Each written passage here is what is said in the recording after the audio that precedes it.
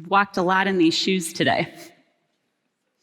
These soles have ground into the pavement of downtown Minneapolis, the rubber mats of my car, the linoleum of a gas station bathroom, and the Play-Doh-crusted carpet of a daycare. Embedded in the tread, smear a toddler booger. Yeah, little leftover norovirus, maybe. Maybe if I'm really lucky, a little fleck of dog poop.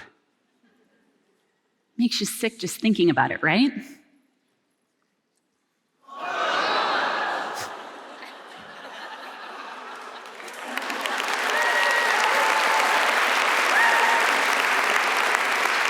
So, yeah, that happened. And while you may not have tasted what I just tasted, you felt what I felt. Your sympathetic nervous system activated, increasing your heart rate and tensing your muscles. Your anterior insula flared, creating a feeling of disgust, little nausea, slight gag reflex. Am I gonna get sick now? I don't know. But I do know this, I am so glad you're uncomfortable. Congratulations, truly, because that discomfort, that is the first essential step to creating confident kids. And you can trust me on this one, I make kids uncomfortable for a living.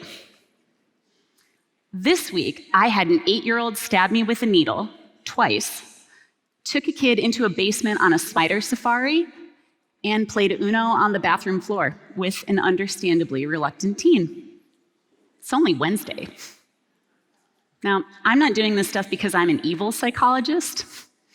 I'm doing this because as a pediatric anxiety and OCD expert, I'm a professional bravery coach. I'd like to tell you about a kid that I worked with years ago named Sammy.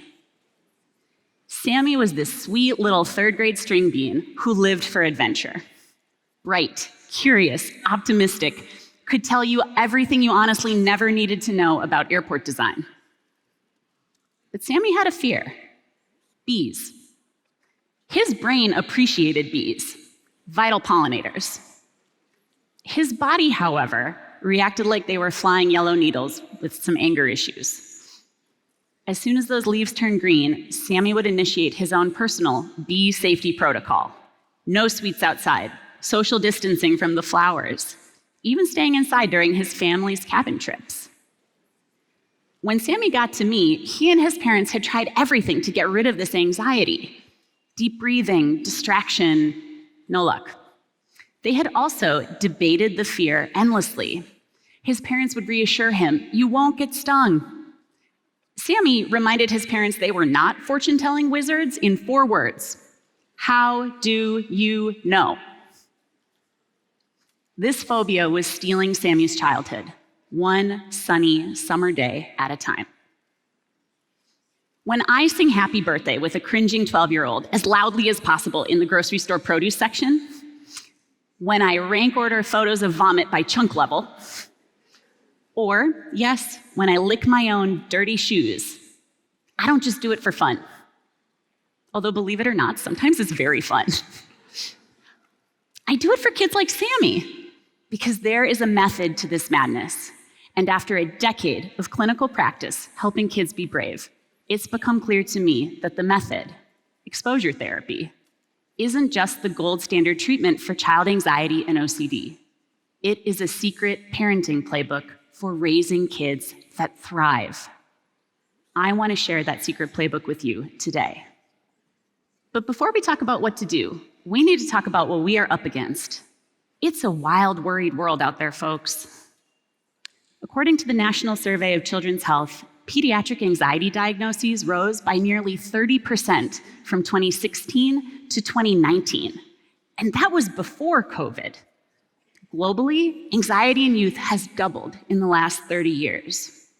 But you don't need stats or lists. You have felt this, because thanks to evolutionary biology, when kids get anxious, adults get anxious too.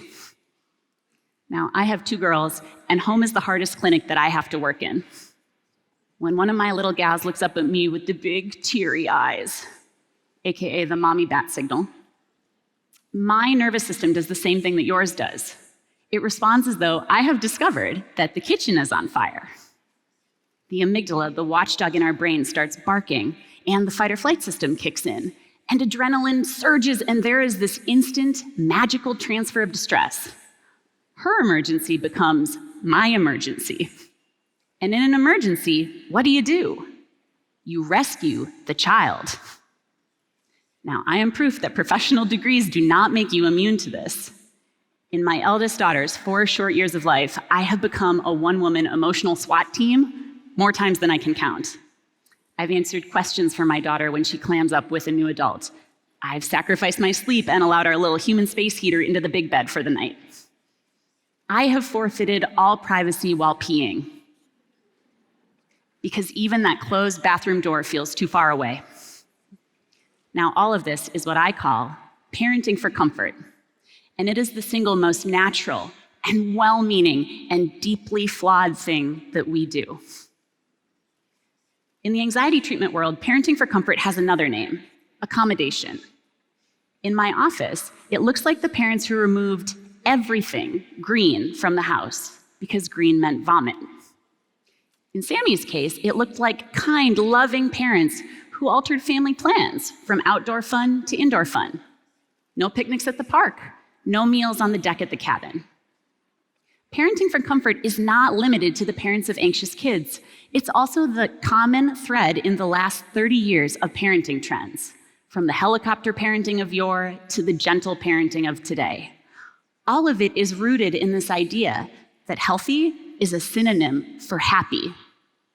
But I have watched this approach play out hundreds of times in my office, and I can tell you, there are 3 big problems with parenting for comfort. First, it places an incredible burden on parents. It turns us into this stressed out member of the feeling Secret Service, tasked with controlling something we just can't: another person's emotional experience. Second, it teaches kids that hard feelings are an emergency. When we cancel that picnic in July or open the bathroom door midstream, we may not say it, but our actions shout, "This feeling is a problem." Third, it doesn't work. We can't eliminate the pain or mistakes of childhood. They're a part of the process of growing up. We cannot guarantee emotional comfort when discomfort is a side effect of being alive. If life won't promise comfort, our parenting can't either. Instead of parenting for comfort, we need to be parenting for confidence. When you parent for confidence, you flip the script. Our goal is not to get rid of anxiety, uncertainty, or distress. Our goal is to build coping efficacy, what I call handleability, this deep in your bones belief, I can handle it. That is the heart of exposure therapy and the key to raising kids that thrive. Not avoiding hard feelings, but experiencing them and still saying, I can do this. Our kids don't require a comfortable life. They need comfort with discomfort. So how do you do this? How do you parent for handleability? When Sammy got to me, all that he and his parents had tried hadn't really worked, and he was waiting to see if I would waste his time too. But I surprised him. Rather than reassurance or relaxation or distraction, with Sammy and with hundreds of other kids, I used the recipe that exposure therapists have relied on for decades. A plus B equals C. Anxiety plus bravery equals confidence. Notice, anxiety is not the problem. It's a core ingredient. It's actually central to how the brain learns safety, through what's called inhibitory learning. Bravery only rewires the brain when fear is present. No one gets confident they can handle hard stuff without handling hard stuff. I explained to Sammy that worry is a bossy bully, but bullies stop messing with you once you say no. In order to shrink worry, he needed to show that bully who's boss through practice being brave.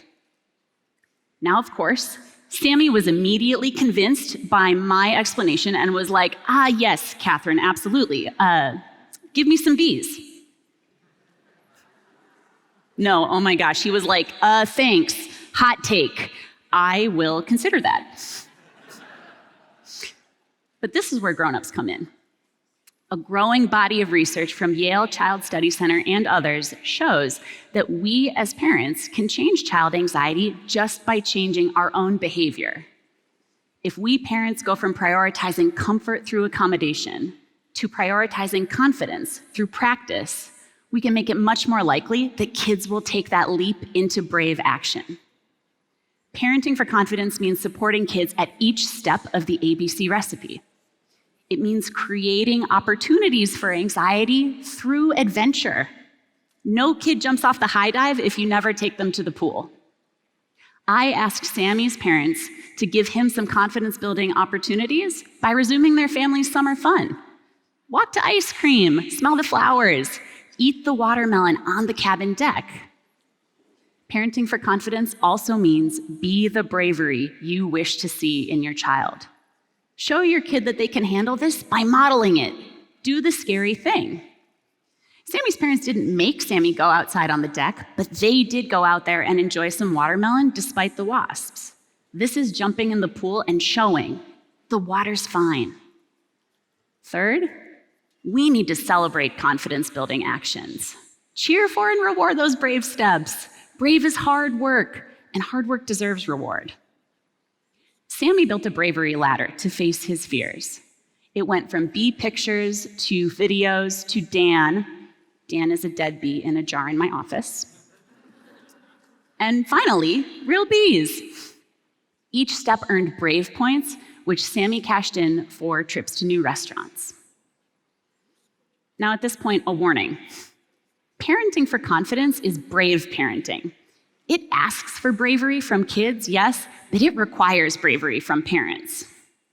Watching your kid panic before the hockey game and sending them out onto that ice anyway, asking them to eat in the den of snakes that is a middle school lunchroom, or, if you are me, peeling your protesting one-year-old off your body, passing them to a teacher at daycare, and then walking out the door before bursting into tears.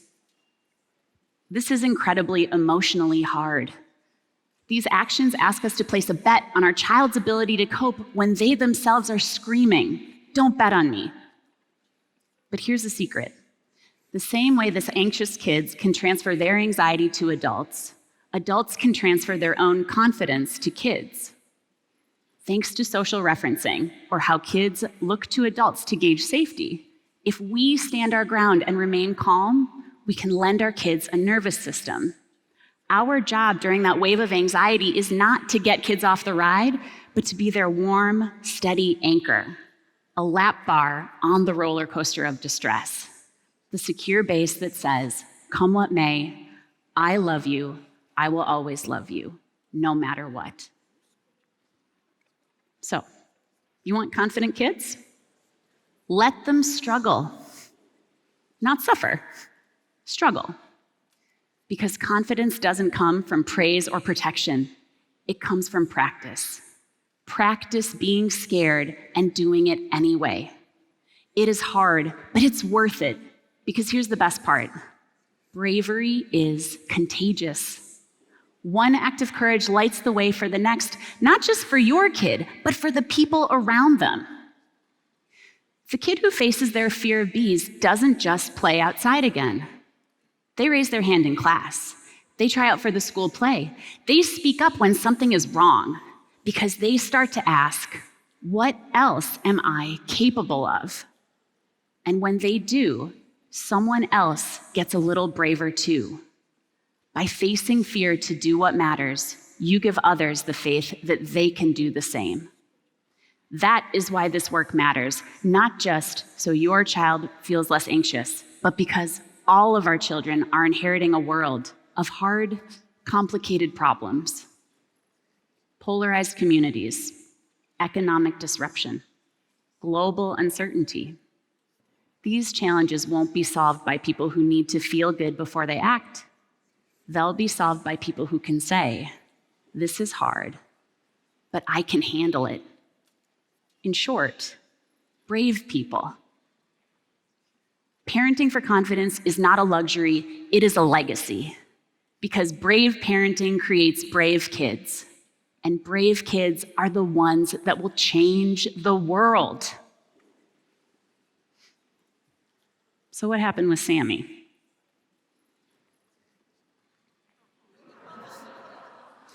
That is the kid that wouldn't take an apple on a walk. He looks good in the suit, doesn't he? There he is. And actually, here he is. And he is not alone.